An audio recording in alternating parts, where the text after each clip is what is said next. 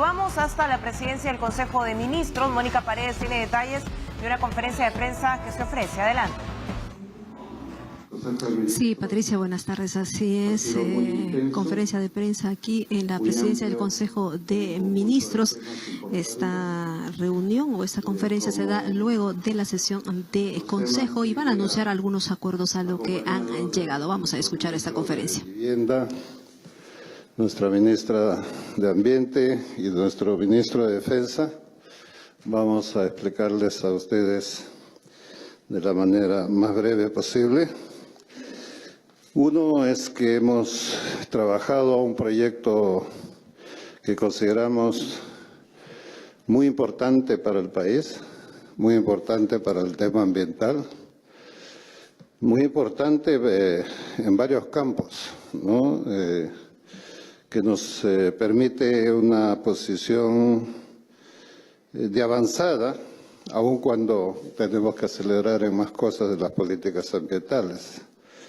Nuestra ministra Fabiola Muñoz va a explicarles sobre esta decreto supremo que hemos aprobado en la reducción del plástico de un solo uso.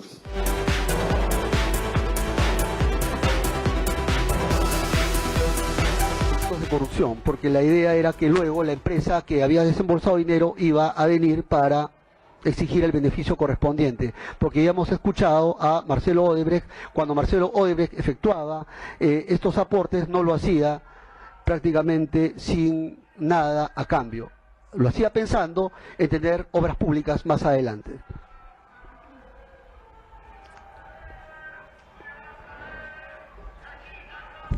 ¿Esto qué cosa quiere decir entonces? De que estos actos de lavado habrían sido realizados dentro del marco de una presunta organización criminal, no del partido político, sino de esta estructura criminal de facto paralela que se habría creado paralelamente y que estaría conformada por una cúpula, entre ellos Keiko Sofía Fujimori Gucci, Ana Hertz, Pierre Figari y también Silva Checa, porque ellos eran quienes daban las directivas y el líder sería pues Keiko Sofía Fujimori Gucci, por cuanto habría tenido como objeto la recepción de estos activos para cometer delitos graves, como actos de lavado de activos y posteriormente, bajo la misma lógica del beneficio de Odebrecht, delitos de corrupción. Conscientes de la importancia que tiene el trabajar todos y todas en ser un país donde el tema ambiental esté presente en todas nuestras decisiones. Y por esa razón se va a eliminar el uso del tecnopor, se va a eliminar el uso de las bolsas de plástico que son menores a 30 centímetros. Vamos a empezar, esto es una norma progresiva para todas las entidades del Poder Ejecutivo, vamos a empezar en 30 días hábiles a eliminar el plástico de un solo uso de las áreas naturales protegidas, de las zonas de patrimonio cultural, de la humanidad. Luego de ello, vamos a empezar progresivamente al retiro, por ejemplo, de los insumos de plástico, de tecnopor, de los diferentes ministerios. Sí hay algunas excepciones para el tema de salud, para el tema, por ejemplo, de inocuidad de los alimentos, pero creemos que es muy importante este avance. Yo quiero agradecer el compromiso del presidente, del premier y de todos mis colegas en el gabinete, porque efectivamente esta es una señal de que estamos avanzando y que el tema ambiental sí nos importa. Muchas gracias, ministra. Otro tema importante que tocamos hoy día y aprobamos es el bono de arrendamiento propuesto por nuestro Ministerio de Vivienda. Ministro Piqué. Gracias, Premier. Se trata de la aprobación de un proyecto de ley que va a ir al Congreso de la República para crear lo que hemos denominado bono Mi Alquiler. Este bono consiste en una subvención a aquellos grupos de personas o familiares menores de 40 años que alquilan una vivienda de bajos recursos, que alquilan una vivienda y se le otorga un bono de aproximadamente el 30% del alquiler pactado con un tope de 500 soles. Está orientado a grupos de bajos recursos, lo que definimos a través del programa Techo Propio de un ingreso familiar menor de 2.600 soles, y es un beneficio que se otorga por 5 años. Parte de este bono se otorga para pagar el arrendamiento y parte se ahorra para que el beneficiario pueda ir acumulando su cuota inicial para una vivienda que él eventualmente pueda comprar en el programa Techo Propio. Este programa tiene ventajas colaterales, no solamente es una manera de apoyar a las personas de menores recursos, de reducir el déficit habitacional, mejorar la calidad de vida de mucha gente que no tiene dónde tener una vivienda justa, una vivienda segura, una vivienda adecuada, sino que además, como esto tiene que ser bancarizado, las personas que alquilan van a estar obligadas a dar recibo y a pagar, lógicamente, los impuestos que afectan a ese tipo de operaciones. A su vez, la persona que arrienda va a ir generando su historia crediticia con la finalidad de ser sujeto de crédito evaluada después de un cierto tiempo en que está recibiendo este bono. Y en el fondo es un fomento a la oferta de vivienda de alquiler. Vivienda de alquiler en el país es muy bajo, en proporción a otros países vecinos como Chile, Colombia, estamos en un nivel muy bajo. Y la razón principal es que ha tenido la vivienda de alquiler, digamos, una mala fama, un mal prestigio en cuanto a que las personas que después no cumplen esa parte de su contrato, el propietario no puede recuperar su inmueble. Estamos trabajando paralelamente en otra legislación para poder tener paralelamente un desalojo notarial que sea muchísimo más rápido, fuera del sistema judicial, pero por supuesto con participación eventualmente del juez de paz, que es el único que lo puede desalojar a uno de su vivienda, y que promovería la oferta de vivienda de alquiler. Creemos que este programa del gobierno está orientado dentro de una de las líneas de política en el desarrollo social sostenible de las personas, y eventualmente podamos tener más personas que sean propietarias, pero en este momento, a través de este programa que tiene unos recursos que ya hemos identificado, aproximadamente podríamos atender a unas 3.500 familias en este próximo año, y hasta que podamos tener mayores recursos y mayores facilidades. Eventualmente las personas o empresas enteras podrían invertir en construcciones que puedan estar orientadas específicamente para alquiler. Eso no se da en este momento. Las inversionistas, las compañías inmobiliarias invierten para venta, pero no para alquiler, y esperamos que con esta modalidad se pueda impulsar este programa en general de oferta de vivienda de alquiler. Muchas gracias, ministro Javier Pequé. También trabajamos intensamente en la preparación de lo que va a ser el simulacro nocturno del 5 de noviembre en relación a sismos. Nuestro ministro de Defensa nos va a explicar un poco lo que se va a hacer este 5. Muchas gracias, señor Premier, señores periodistas. Efectivamente, queremos anunciar que el próximo día 5 de noviembre realizaremos el tercer simulacro a nivel nacional, esta vez orientado a un sismo seguido de tsunami. La importancia de este simulacro y todo lo que se ha realizado es que queremos crear en la población peruana una cultura de prevención ante desastres de esta naturaleza. En esta oportunidad hemos previsto que se podría realizar un sismo de 8.5 grados y seguido de un tsunami con olas hasta de 10 metros. El énfasis que le estamos poniendo a este simulacro es así similar al que hicimos el primero, que fue con énfasis en el Callao. Esta vez hemos agregado Ventanilla y también la zona de Chimbote en el norte de nuestro país. Nosotros queremos, a través de este simulacro, convocar a que toda la población participe de estos simulacros y ver sobre todo el post-sismo.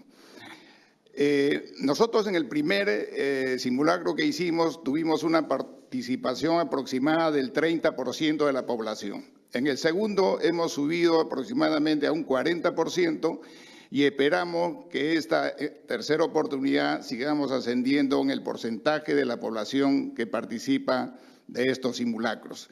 Es la primera vez que vamos a hacer un simulacro nocturno. Va a participar, por cierto, el señor presidente de la República, el premier y todos los señores ministros de Estado. Después del simulacro asistiremos al Comando de Operaciones de Emergencia Nacional, donde se harán los reportes del sismo y invita también a los señores periodistas para que puedan acompañarnos y poder hacer las preguntas que tengan relación con este evento. Asimismo, también quisiera aprovechar para anunciar que el día de hoy ha arribado a Paita un buque hospital de origen norteamericano, es el buque llamado Comfort. En realidad es un hospital instalado en un buque. Ya esta es la tercera vez que viene al territorio nacional. Esperamos atender a un promedio de 1.500 personas.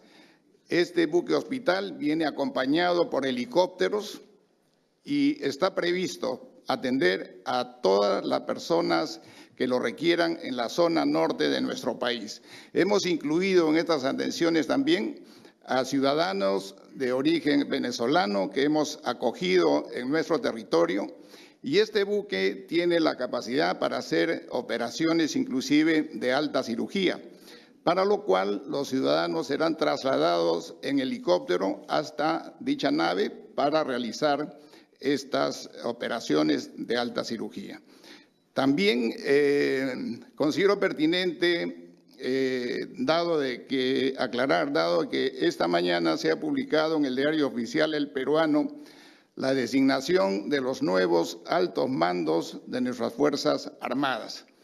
Al respecto, quisiera precisar de que estos cambios no tienen absolutamente nada que ver con la gestión que venían realizando. Lo que pasa es que la mayoría de altos mandos ya tenían 2 años en los cargos y tenían que dejarlos en el mes de diciembre. Pero de acuerdo al cronograma de actividades previstas para el segundo semestre, deberían hacerse 3 eventos importantes. Uno es el proceso de ascensos que ya ha sido realizado, el proceso de pases a la situación militar de retiro de los oficiales que tienen que pasar a dicha condición, que ya lo han realizado, y el siguiente gran evento es el proceso de cambios de colocación para el año 2019. El señor presidente de la República, en su condición de jefe supremo de las Fuerzas Armadas, ha considerado adelantar el relevo para que sean los nuevos comandantes generales los que realicen estos cambios previstos a ejecutarse a partir del 1 de enero del próximo año. El señor presidente de la República ha recibido esta mañana en su despacho a los altos mandos salientes y le ha expresado el agradecimiento del gobierno por la excelente labor que han desempeñado durante los 2 años que han estado en su gestión. Muchas gracias. Muchas gracias, ministro Huerta. El norte, particularmente Piura, ha sido un poco el centro de nuestra atención en estos días, por cosas buenas y por cosas malas. Debo empezar mejor por las cosas buenas. Uno es lo que ha señalado nuestro ministro de Defensa, la visita de este buque hospital, que va a probablemente dar atención a un poco más de 7.000 personas en el norte, con la más alta calidad y cirugía. Lo segundo es que viajamos el día lunes los ministros de Agricultura, ministro de Defensa, Autoridad de la Reconstrucción, para impulsar más la reconstrucción del norte. y trabajar allí directamente especialmente con los productores asociados en las juntas de riego de la zona de Piura-Tumbes, porque vamos a empezar a trabajar directamente con ellos, sin intermediación, y a un esquema que se llaman núcleos ejecutores, donde ellos participan activamente esta tarea de reconstruir sus canales y sus sistemas de producción. Y luego, naturalmente, ver el tema de los hospitales, de la construcción de los hospitales. Esperemos que se puedan haber superado algunos impases de orden burocrático para ya iniciar la inversión de estos centros. Y también vamos a ver cómo va el resto de obras de los diferentes sectores, porque pensamos cubrir las metas que en el Congreso nos pusimos el día que nos presentamos, fijando las metas para este año. Lo vamos a conseguir plenamente, a pesar de los ruidos políticos que hemos tenido permanentemente, no nos ha distraído de ninguna manera las acciones que ahí tenemos que desarrollar. A estas acciones, sin embargo, hemos tenido una situación un poco complicada de una red de estafadores en Piura, que quisiera que nuestra secretaria de Integridad de la Presidencia del Consejo de Ministros, Susana Silva, nos pueda informar allí en el podio sobre las acciones desarrolladas, donde rápidamente se han tomado las acciones que Susana misma nos va a informar. Sí. Muy buenas tardes, señores periodistas. Efectivamente, la Presidencia del Consejo de Ministros tuvo información a partir de denuncias, pero también consultas sobre algunos procesos de contrataciones que estaban en el marco de la reconstrucción con cambios, de la Autoridad de Reconstrucción con Cambios, y que habíamos advertido que eran inexistentes, que eran falsos. A partir de eso se ha hecho un trabajo de seguimiento, de indagación, y lo que hemos hecho el día de ayer es, aparte de denuncias penales, tanto en la Fiscalía de Piura como en la Fiscalía de Crimen Organizado aquí en Lima, se ha advertido y se ha constatado la existencia de una oficina o un supuesto local que fungía, que venía funcionando como una oficina de la Presidencia del Consejo de Ministros. Se ha hecho el operativo, obviamente a cargo de la Fiscalía Corporativa Penal de Piura, con el apoyo, obviamente, también de la Policía Nacional, y lo que se ha encontrado ahí en esa incautación, en ese operativo, es material de la Presidencia del Consejo de Ministros, resoluciones, documentos, sellos, polos, con los logos de la Presidencia del Consejo de Ministros. Lo que ha estado ocurriendo es que se ha estado cobrando, parece, a personas, a eventuales empresarios que querían participar como postores en distintos procesos de contrataciones. Esto ciertamente afecta de manera negativa y muy seria a la imagen del gobierno, particularmente de la Presidencia del Consejo de Ministros, y obviamente es un hecho que no lo podemos permitir. Ahora estamos en una política, en una estrategia de integridad muy estricta, y obviamente que esto afecta seriamente, y pedimos a través de este espacio que no se dejen obviamente engañar a los ciudadanos. Estamos tomando las precauciones necesarias, las medidas correctivas también necesarias, además de la denuncia, para efectos de evitar situaciones como esta. Muchas gracias, Susana. Los días lunes y martes que han pasado, hemos trabajado intensamente con los gobernadores regionales y los alcaldes elegidos en la primera vuelta.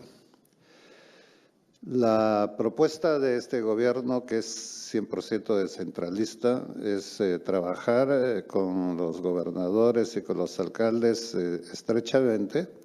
Y es por primera vez en la historia de los gobiernos que nos reunimos con los alcaldes y con los gobernadores elegidos en esta primera vuelta.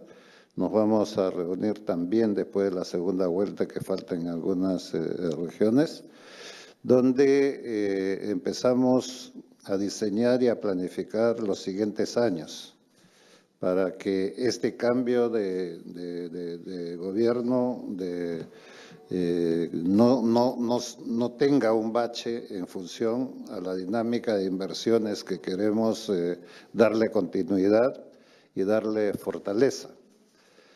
Y también en eso estamos rediseñando las formas presupuestales de tal manera que puedan tener los recursos en los primeros meses del año, como debiera ser permanentemente.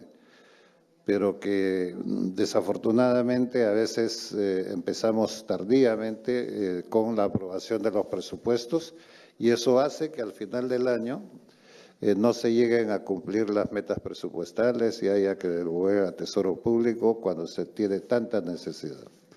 Entonces, la nueva visión que estamos teniendo con los gobernadores, tanto de los que están saliendo ahora y que hemos dicho, los que están ahora van a tener el apoyo hasta el último día de su gobierno.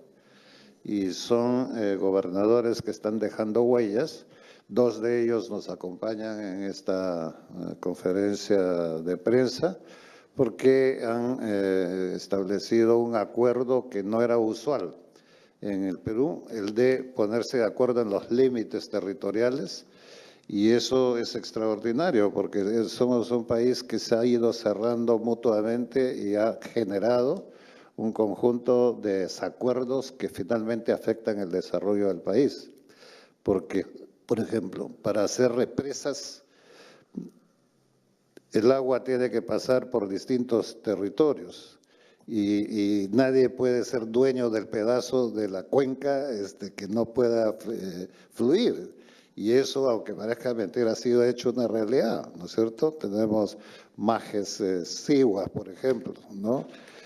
Tenemos Huancavelica Ica, tenemos Puno Moquegua Arequipa. Entonces, cientos de millones de soles paralizados por estos desentendimientos, ¿no?, de límites de estas regiones. Pero ahora hay una nueva política, hay una nueva visión, hay nuevos gobernadores que están mirando el país de una manera diferente. Por eso he querido invitarlos a 2 directos gobernadores acá, con los que estamos trabajando. Es el Huánuco, quien está presente, nuestro gobernador de Pasco, ¿no? Y es importante que el Perú sepa la calidad de gente que tenemos a nivel de los gobiernos locales y los gobiernos regionales. Yo me siento un presidente del Consejo de Ministros orgulloso y, por cierto, el presidente Vizcarra también, porque la construcción de este país tiene que venir por este lado de la descentralización. Y en los días pasados, martes y lunes, hemos trabajado con estos gobernadores y los alcaldes y también reconociendo, pero apenado, reconociendo una de las alcaldesas, la alcaldesa Mejía de Ica, la única mujer, o sea, hemos elegido solamente el 4% de autoridades mujeres de 2.000, por Dios, 87 mujeres como alcaldesas distritales y provinciales. Entonces, lo que queremos es trabajar las políticas centrales de promoción de las inversiones públicas y las inversiones privadas, de promoción en relación a la política nacional, que es bandera de todos los peruanos, o debe ser bandera de todos los peruanos, que es la lucha contra la anemia. El tema relacionado a la lucha contra la violencia de la mujer. Son todos los elementos que tenemos que incorporar en el trabajo conjunto que tenemos que hacer los 3 niveles de gobierno, local, regional y nacional. Somos un equipo y hemos formado como una suerte de directorio nacional con los ministros en pleno, dirigidos por el presidente, con los gobernadores y con los alcaldes. Es la manera de trabajar en este país. Y les hemos dicho que a partir del 9, que termina la última etapa de la segunda vuelta, las camisetas políticas se ponen a un costado y nos ponemos la camiseta del país.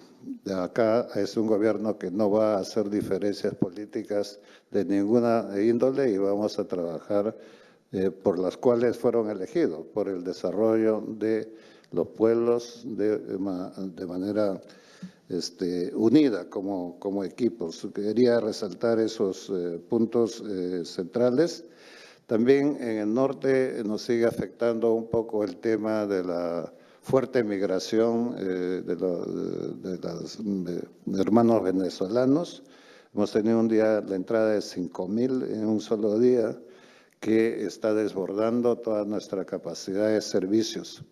Sin embargo, a pesar de ello, tenemos una política de ver que los migrantes de Venezuela tengan las mejores condiciones posibles dentro de nuestras limitaciones.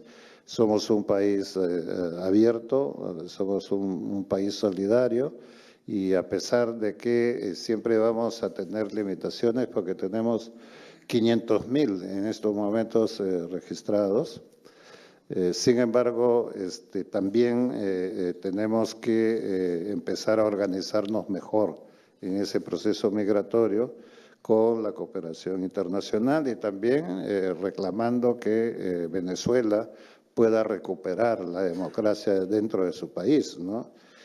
Y no estar solamente afectando al resto de países hermanos que con toda disposición, todos, no ha habido un rechazo de otros países hermanos a este proceso migratorio y no lo podría haber particularmente en el caso peruano. Son los puntos centrales que hemos trabajado y también quisiera aclarar sobre un comentario que ha corrido por todas las redes, ¿no? Sobre la contratación, el nombramiento del jefe de la SUNAT, un profesional Segarra, Estrella, que se había contratado a este profesional y el cuestionamiento era que había sido o es chileno. En primer lugar, no es chileno, es peruano, nacido circunstancialmente en Chile, pero de familia peruana, inscrito en el consulado. Sin embargo, no es correcto que hayamos nombrado a este profesional, ¿no? Y nosotros lo que hemos hecho es encargar la SUNAT a la superintendente de aduanas, que en estos momentos estaba trabajando allí y se han cruzado muchas informaciones incorrectas sobre el señor mencionado, señor Estrella, ¿no? Que no se ajusta a la verdad. Quería dejar en claro esos elementos. Y finalmente otro comentario que se ha ido deslizando en relación a la propuesta de diálogo, ¿no? Del congresista Miguel Torres, en representación de Fuerza Popular. Sobre ese hecho, lo que tenemos que decir es, desde que nosotros hemos entrado al gobierno, desde el primer día, hemos hecho una política abierta de diálogo. Nosotros hemos abierto el diálogo a partir de la intervención del propio presidente Martín Vizcarra. Hemos convocado permanentemente, entonces para nosotros el que ahora nos pidan diálogo, bueno, lo tomamos, pero hemos tenido todas las puertas abiertas para dialogar. Y vamos a dialogar, pero no solamente con una fuerza política, vamos a dialogar con todos. Y vamos a dialogar en el momento que sea oportuno. Este no es el momento más oportuno. En tanto hay situaciones políticas que tienen que resolverse, y cuando eso se resuelva y las aguas se tranquilicen, entonces podemos pensar en dialogar. Pero vamos a dialogar con todas las organizaciones políticas representadas en el Congreso, que es otro elemento que queríamos señalar. Pero ese diálogo se tiene que hacer con la altura política que corresponde a los políticos y a este país, no con los insultos que nos han venido dando por todos lados, ¿no? Y en segundo lugar, la agenda número 1 será el tema de la lucha contra la corrupción. Y nosotros no solamente queremos hablar, dialogar sobre eso, sino queremos acciones concretas, como lo estamos haciendo nosotros. Entonces, quienes quieran dialogar con nosotros tienen que demostrarnos con acciones concretas que estamos en la misma dirección de hacer las cosas. Así que son elementos que hemos trabajado esta mañana, intensa pero fructífera. Así que estamos a la disposición de sus preguntas con mucho gusto. A continuación tenemos la ronda de preguntas con Katia Gutiérrez, Canal N. Ministro, buenas tardes a todos los ministros. Permítame hacerle la consulta justamente por lo que ha mencionado con la propuesta de diálogo que ha emitido Fuerza Popular. Esto quiere decir que se va a hacer más adelante y quería saber un poco también su análisis respecto a estas circunstancias, a lo que está sucediendo con la lideresa de este partido que ha pedido el diálogo justamente, y qué es lo que opina en torno a esto, cómo quedaría, para cuándo sería ya estas reuniones con las fuerzas políticas, como bien lo acaba de anunciar. Y una consulta más, quería saber su opinión respecto al fiscal de la Nación, porque ya hoy mismo el presidente del Congreso ha señalado que él mismo debería evaluar su permanencia en el cargo frente al Ministerio Público, y quería saber su percepción también sobre eso. Muchas gracias. Sobre lo primero, nosotros desde el primer día, hoy y mañana hasta el último día de gobierno, estaremos dispuestos a conversar, a dialogar, porque para eso es la política. Nosotros siempre hemos buscado un puente de comunicación y una agenda común con el Congreso. Las pruebas están de manera concreta en que yo, como presidente del Consejo de Ministros, he visitado cada una de las bancadas, yo yendo allá, ¿no es cierto? Y hemos alcanzado cosas importantes, como es el caso de las facultades especiales para la reconstrucción. Son elementos que hay que reconocer, que cuando se hace diálogo serio, las cosas cambian. Y también hemos presentado en varias oportunidades toda la disposición a que exista una suerte de acuerdos comunes de lucha contra la corrupción, de reforzar la economía en este país, de lucha contra todo aquello que sea discriminación y violencia contra la mujer. Hemos puesto los temas centrales. Ahora, cuando la señora Fujimori plantea estas cosas, para nosotros no es una novedad, pero tampoco es el momento que nos plantee. Primero tiene que resolver su situación y después conversaremos, porque en estos momentos lo que tenemos que ver en primer lugar es si hay sinceridad, ¿no? Pero la sinceridad no de las palabras, sino de los hechos concretos. Por ejemplo, tienen en el Congreso la oportunidad de sancionar y de determinar una acción de aprobación de la denuncia constitucional contra el señor Chávarri y contra el señor Inostroza. Está en sus manos. Me imagino que lo harán y ahí conversaremos, ¿no? Entonces, yo creo que las condiciones están dadas, ¿no es cierto? Pero tenemos que esperar primero un cambio de actitud. Porque acuérdense que el presidente ha sido maltratado, ¿no? A través del verbo.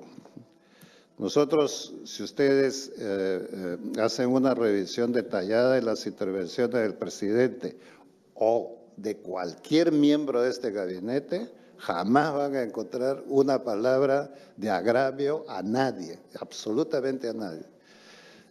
Ni siquiera una expresión que pueda verse de mal gusto, menos palabras irreproducibles. Entonces, eso no es el nivel en que podemos conversar. Nosotros podemos conversar cuando las condiciones estén dadas para un nivel de respeto, porque la gente nuestra merece respeto, la población merece respeto. Nosotros hemos dicho ya basta de estos temas confrontacionales y vayamos a una política de acercamientos comunes, pero en base a elementos concretos. La segunda pregunta es para Mónica Paredes de TV Perú. Sí, ministro, buenas tardes. Usted está señalando sobre estos agravios que ha recibido el presidente de la República en este chat La Botica. Usted señala también que no es el momento para conversar. ¿Hay algún condicionamiento, hay alguna condición para este diálogo, un pedido de disculpas de repente de parte de Fuerza Popular sobre estos agravios al presidente? Y lo otro que quería consultar era qué opinión de repente tiene usted sobre este proyecto de ley que ha presentado el APRA para no considerar a los partidos políticos como organizaciones criminales. Y lo otro, una tercera consulta, disculpe, han presentado, digamos, un pedido temporal, una licencia temporal a la bancada de Fuerza Popular, los vicepresidentes de la mesa directiva. ¿Hacen bien ellos con esto? De repente es una muestra de buena voluntad de querer conversar. ¿Cuál es su opinión? Bueno, el momento no es el apropiado, porque justamente está en una situación en la que hay una acción del Ministerio Público y el Poder Judicial actuando sobre personas que tienen que ver con la política, y preferimos que eso pase, que eso tome su ruta.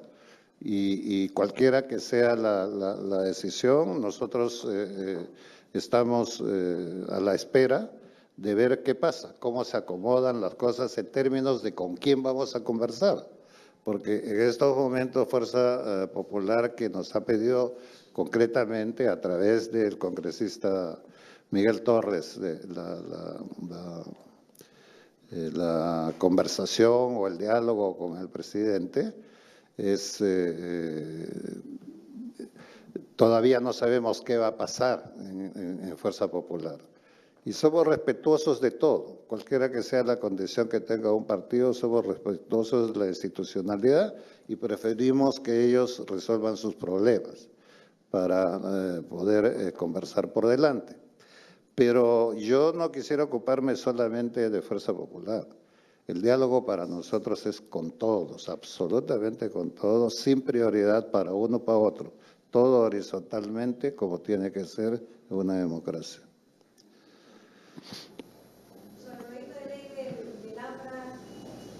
Sobre el proyecto del APRA. El APRA verá pues cómo califica. Sí, hay una ley que se contrapone a eso, que debieran revisarlo, pero eso es un análisis que debe hacerlo el Partido Aprista y obviamente las otras fuerzas políticas, ¿no? Rocío La Rosa del Comercio. Ministro, buenas tardes.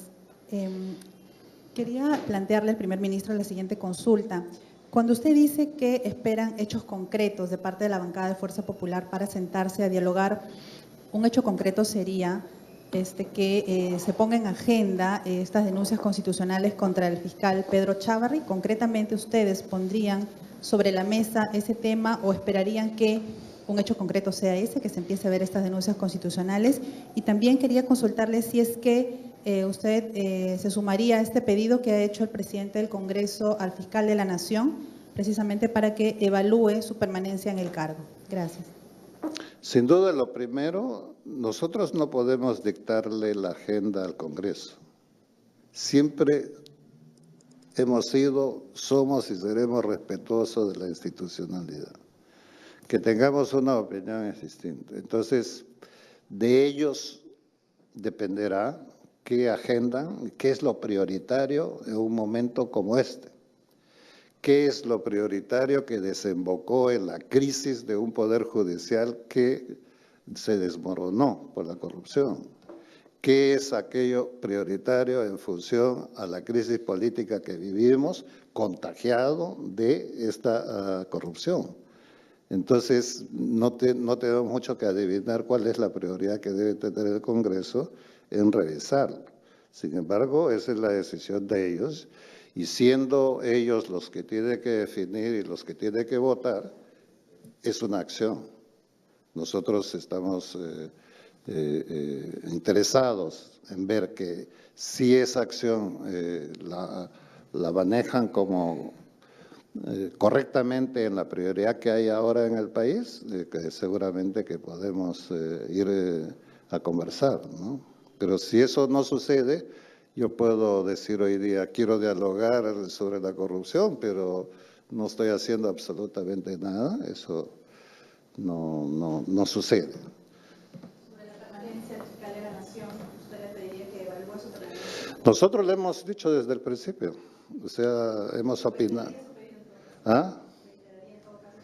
Lo hemos dicho desde el principio, el presidente y yo hemos dado nuestra opinión de que el doctor Chávarri debería ponerse a un costado, no porque nosotros estemos juzgando y condenando al doctor Chávarri, no somos ni fiscales ni jueces, pero sí estamos en una lucha frontal contra la corrupción.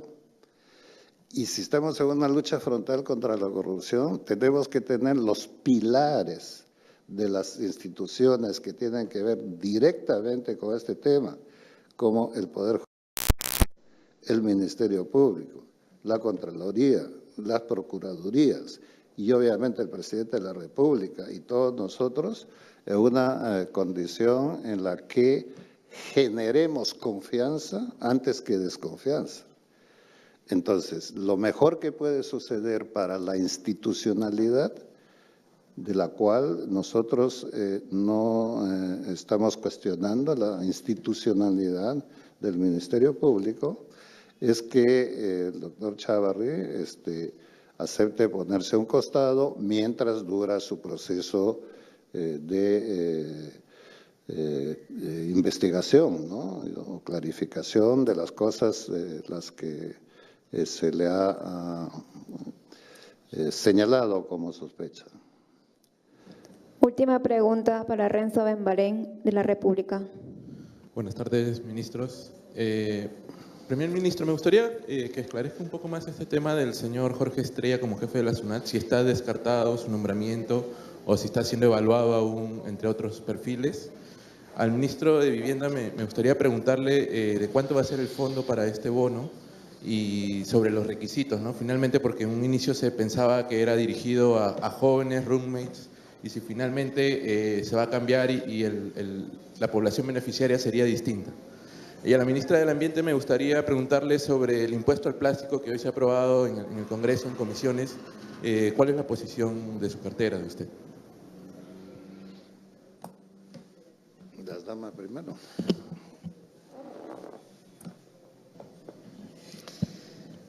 A ver, existe una propuesta que nosotros presentamos como Ministerio del Ambiente que no contemplaba un impuesto. Esa propuesta fue presentada en la Comisión de Pueblos Andinos, Amazónicos, Afroperuanos, Ambiente y Ecología, y ahí tiene un dictamen favorable. Hoy día hemos sustentado en la Comisión de Economía la importancia del tema de regular el uso del plástico de un solo uso, y entendemos que en la propuesta que la Comisión de Economía ha aprobado, que es la que han discutido los congresistas, están incorporando un componente de un impuesto. Si el impuesto se utiliza, y de hecho concordamos con las observaciones que el MEF había hecho, ¿no?, originalmente, Y de ahí entiendo que se ha discutido, el presidente de la comisión me dijo que ya habían tenido un consenso con el Ministerio de Economía, porque más que generar un impuesto para que el que tenga dinero pueda pagar y seguir generando el uso de bolsas de plástico, lo que se busca es tener un desincentivo a esa conducta y más bien un incentivo al reciclaje.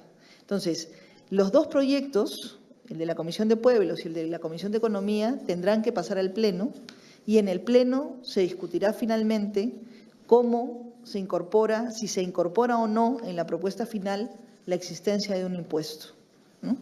Para nosotros, el tema más importante es que se regule el plástico de un solo uso, eliminando el uso del tecnopor además, y esto ayuda en esa campaña que tenemos de tener una vida más saludable, más sana en nuestro país. El fondo que tenemos destinado para iniciar este programa es de 20 millones. Eso, grosso modo, si son 500 soles mensuales por familia, un año alcanza para unos 3.500 beneficiarios en el 2019.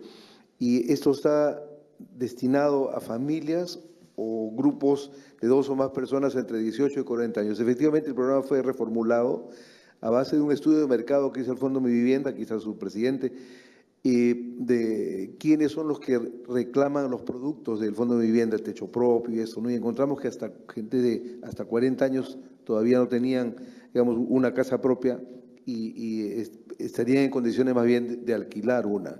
Por eso lo ampliamos no solo a grupos de personas, sino a grupos familiares, familias entre esa edad, ¿no? Pero claro, los requisitos son porque sean de nacionalidad peruana, que tengan bajos recursos económicos. Pensamos que los requisitos que tiene el programa Techo Propio, que es un ingreso familiar máximo de 2.600 soles, podría ser una manera de detectar cuáles son las personas favorecidas que no tengan una propiedad, evidentemente, y que no hayan recibido ningún otro beneficio de otro programa de apoyo habitacional. Con respecto al jefe o a la jefa de la SUNAT, lo que tengo que decir es, nosotros entrevistamos a varias personas. Me parece que el dato que les han dado a alguien ha sido mal dado, pues, ¿no? Nosotros tenemos como jefe de la SUNAT a Claudia Suárez Gutiérrez. Está nombrada ahí, o sea, está ya encargada de la SUNAT, ¿no es cierto? Y veremos cómo trabaja, porque hay que trabajar mucho en un organismo tan importante como la SUNAT para el país. Y no tenemos otra cosa, o sea, solamente quería aclarar porque se habían corrido cientos de memes, de cosas. Es el deporte nacional, ¿no? ¿Perdón? No, porque ahora por el momento está brillante profesional, ¿no? Encargada, y no tenemos apuro de nombrar hasta que nosotros veamos si encontramos. Y si la señora Suárez está perfectamente bien ahí, perfectamente queda ahí, ¿no? Lo importante es que la nave está con buen timón, entonces estamos tranquilos. Bueno, creo que todos tenemos que ir a almorzar. Muchas gracias. Muy Agradecemos la presencia de los señores periodistas. La conferencia de prensa ha concluido. Muy buenas tardes. El titular de la PCM, César Villanueva, ha señalado que en su momento se va a reunir con Fuerza Popular. Este momento, bueno, no es el momento, hay que hacerlo con altura política y no con insultos, ha señalado. Bien, esta es la información. Adelante, estudios. Bien, Mónica Paredes, mientras se resuelve la situación de Keiko Fujimori, ha dicho el presidente del Consejo de Ministros, no es el momento oportuno. Despedimos y continúe con nuestra señal habitual, pero anunciarles que la audiencia donde se evalúa el pedido de prisión preventiva para Keiko Fujimori continúa a través de nuestra señal informativa 7.3, 12 de Movistar, 14 de Claro. Buenas tardes.